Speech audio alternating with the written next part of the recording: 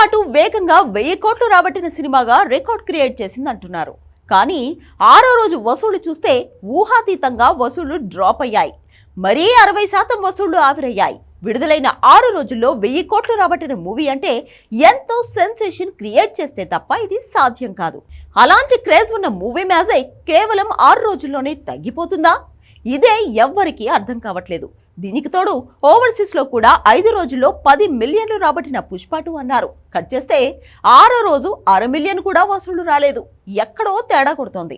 Monday collections తగ్గాయంటే అర్థం ఉంది, కానీ మంగళవారం వసూళ్లు డ్రాప్ అయ్యాయంటేనే వసూళ్ల లెక్కల మీద డౌట్లు మరింత పెరుగుతున్నాయి.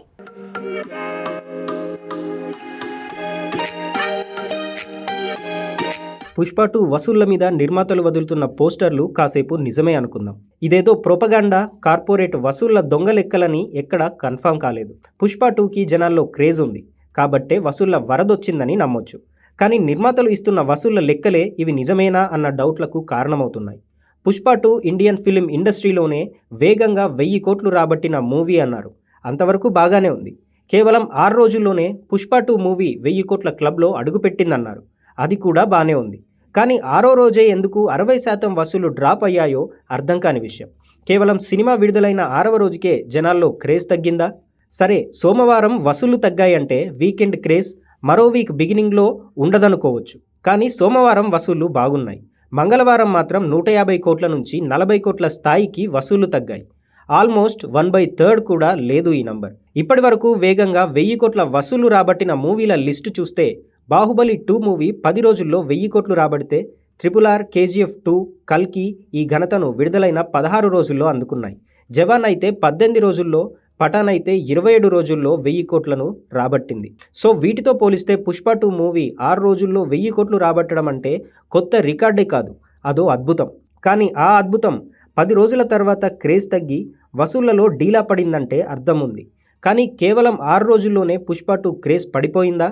మరెందుకు 6వ రోజు కేవలం 40 కోట్ల వసూళ్లే వచ్చాయనే డౌట్లు అసలు 1000 కోట్ల వెనుక నిజమెంత అని శంకించేలా చేస్తోంది.